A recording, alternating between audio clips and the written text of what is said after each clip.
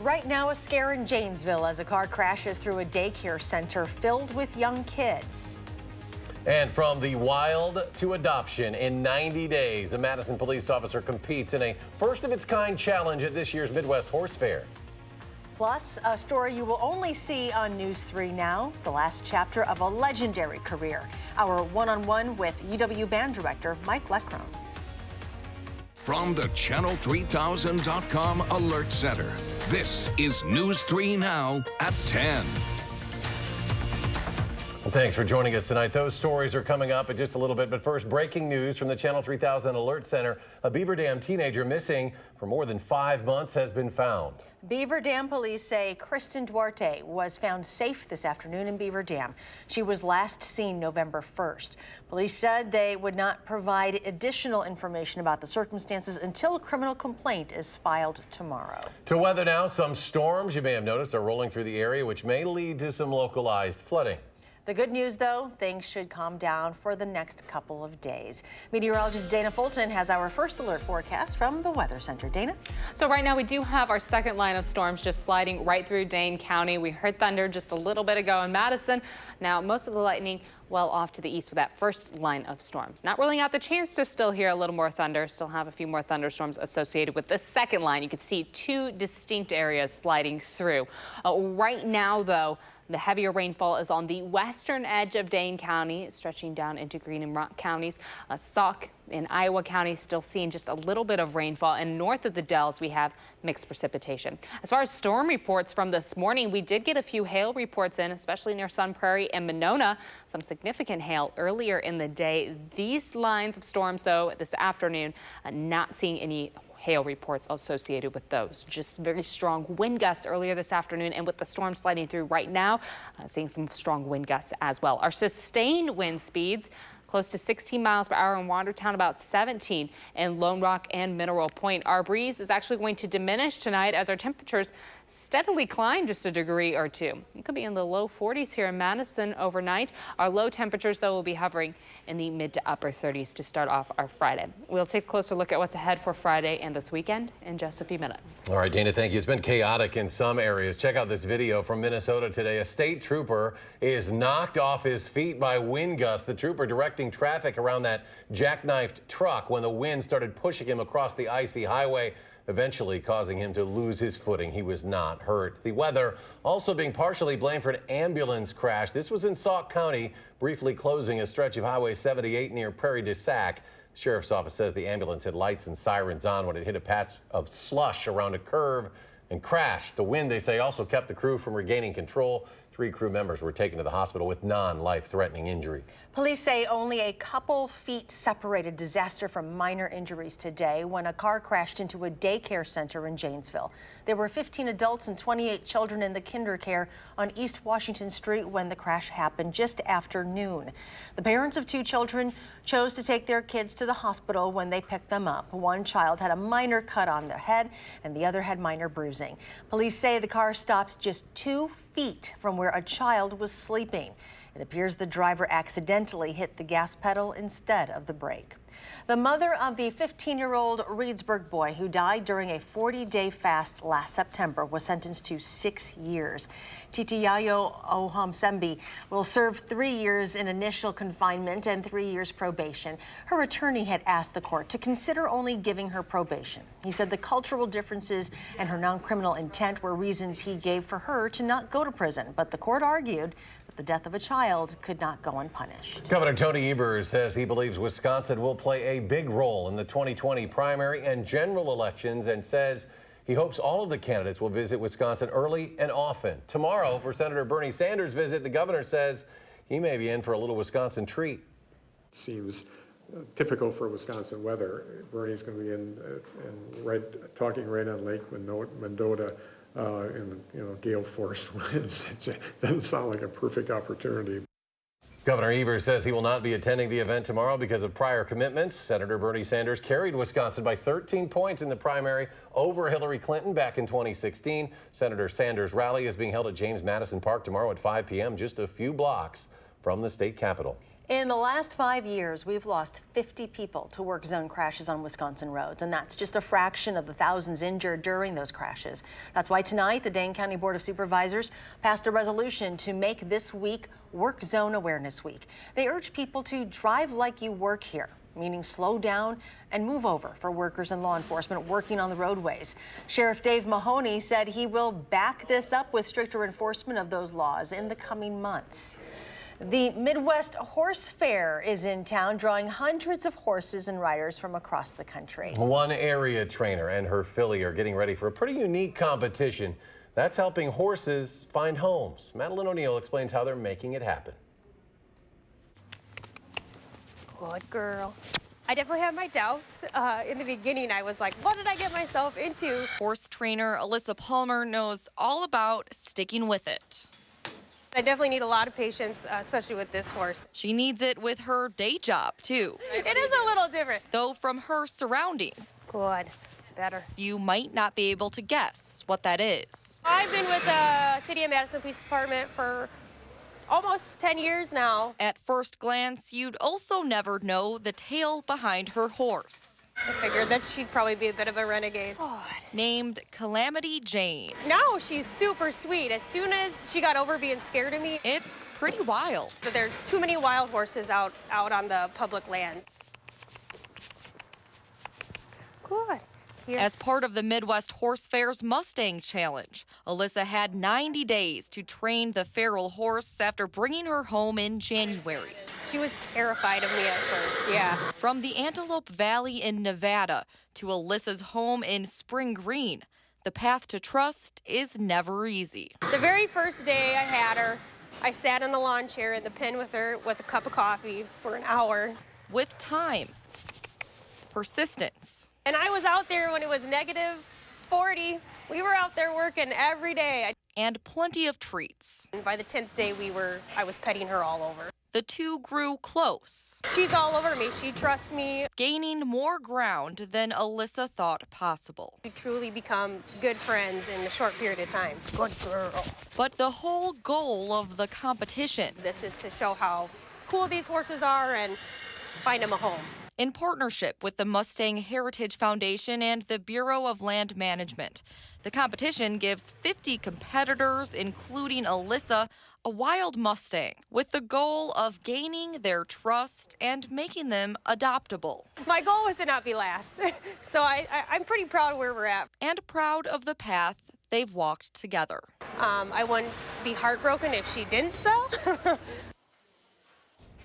The Midwest Horse Fair Mustang Challenge begins tomorrow at 8 a.m. and goes through Saturday evening when the top 10 finalists advance to the final show. New tonight, the Dane County Board of Supervisors has voted to take full control of the Henry Vilas Zoo. That vote just wrapped up in the last few minutes. Only 2 board members voted against the resolution. This completely removes the nonprofit Zoological Society from zoo operations and wraps up the ongoing controversy between the nonprofit and Dane County. Still to come tonight, a News 3 Now exclusive, a look back at 50 years.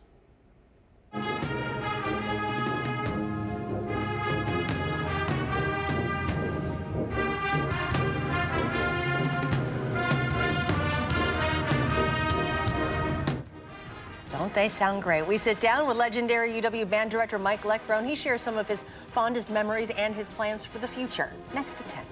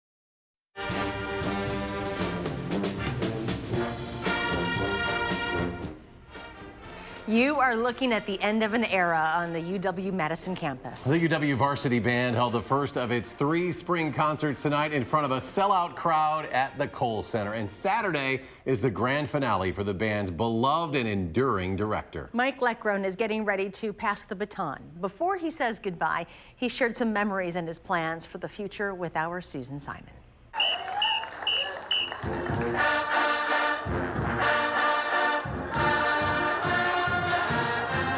The leader of the band brings to life the heart and soul of a university. There will never be another quite like Mike.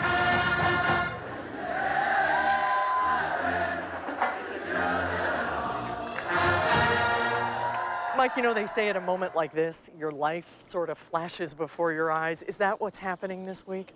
Every day. Every day? Every day somebody comes up and says either, thanks for what you've done with the band, thanks for the years. This weekend marks a bittersweet milestone for Mike Leckrone.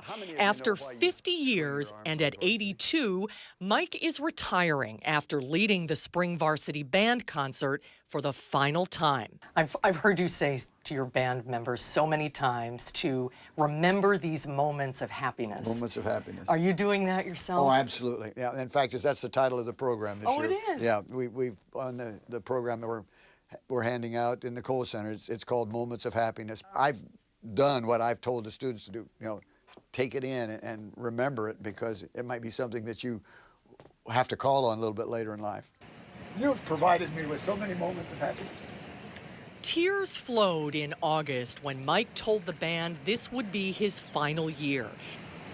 I can't even begin to state it, but I will tell you, those moments of happiness are what have gotten me through any difficult time. At his last home football game, alumni of the band returned to Camp Randall to say thank you. Is it true that you remember almost all of your kids? You can remember their names and... I remember them from way back, and now some of them have changed a little bit.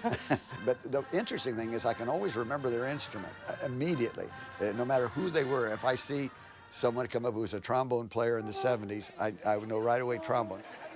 At his final dress rehearsal at the Kohl Center, Mike and the band practiced for 5 hours and prepared for one last legendary fly-in. 1, 2, 3,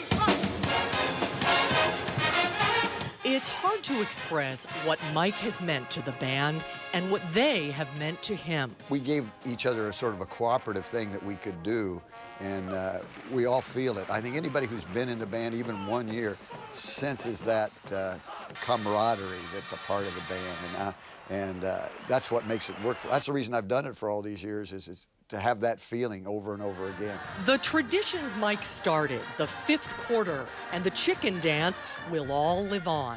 But as the school year comes to an end, Mike can't quite bring himself to start packing. How long have you been in this office? Since 1969. And the year you came? Yep. You've had the same office the whole time? Yeah, and it was, we've decorated a little bit. Mike's campus office is a museum of 5 decades of Badger memories, but one stands out above all the rest. The Rose Bowl. That's the first one? Yeah, and that was such a special event for me. It still remains as the highlight of what I did. It was an amazing time. That 1993-94 season was just so unbelievable. Everything worked. The response when the band just made an appearance around a corner or came down the street, people could catch a glimpse of the way the people responded to it. It was just a moment anybody who was there would never forget it. Well, people may not remember that it started in Japan, the road to the Rose Bowl that year. Did the band go to Japan? We took 70 people, and that's another thing. I mean, here, this was, for most bands, that would be a major touring thing, but now when you talk about it, oh yeah, we were in Japan too. How many Rose Bowls have you been to? 6. And is there ever anything like the first one? No, not like the first one. Mike has had his share of tough times, too. He lost his wife of 62 years, Phyllis, 2 years ago, and had double bypass heart surgery after that. But as he starts this new chapter, Mike remains vigorous and hopeful. So what are you going to do in retirement? Are you going to stay in Madison? I am staying in Madison. My kids are all in the area, and I'm going to plan to stay here. I probably will try to get out of the cold weather occasionally, which I didn't have the opportunity to do before. But before he says goodbye, there will be one more iconic moment as Mike Leckrone takes his final bow. That final varsity. It will be hard, but I think it's going to be one of those very special feelings that I have, and it's that moment of happiness that there may be a little bit of sadness along with it, but that's the part that I'm going to really remember.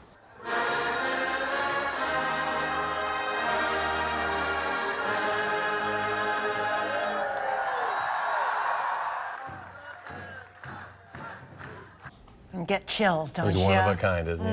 Well, tickets for the remaining concerts, unfortunately, they're sold out, but you can still see Mike's farewell. Yeah, Wisconsin Public Television will live stream the concert Saturday night at 7 p.m.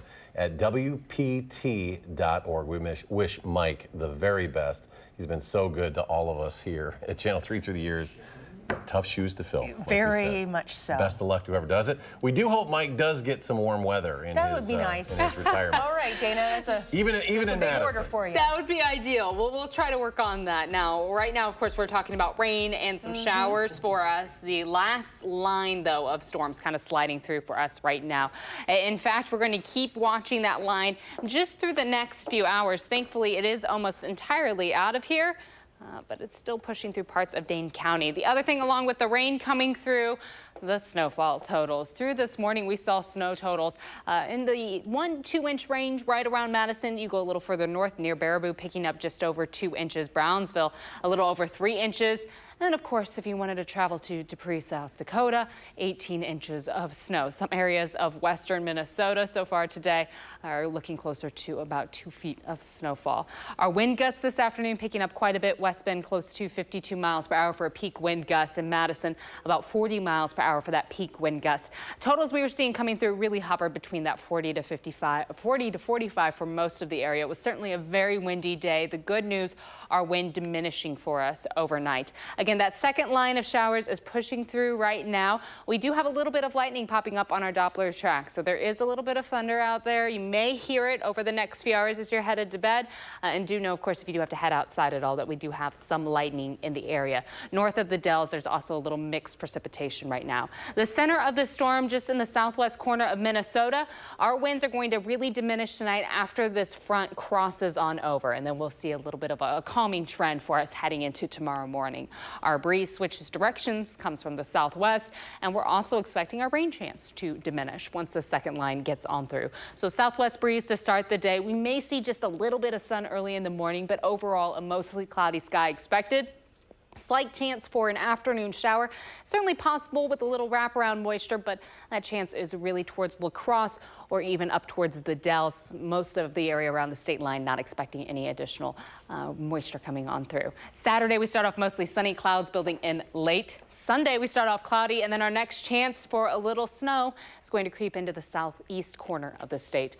May see some minor accumulation by Monday morning. Again, that second line passes through, and then as you can see overnight, our moisture chances really decrease for us. That being said, we're still leaving the alert day in the forecast for the next few hours because these thunderstorms could really bring some strong wind gusts for us as that final line pushes on through. So we've been talking about severe storms. Of course, this is my final reminder for you. You can join us for our Dark Skies seminar this Saturday. We will have the director of the National Weather Service there. Myself, Gary, Hattie, Dave, and Chris will all be there also.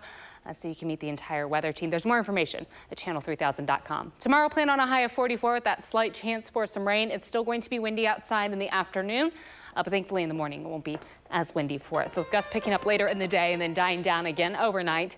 Temps will stay cool through the weekend and into the start of next week.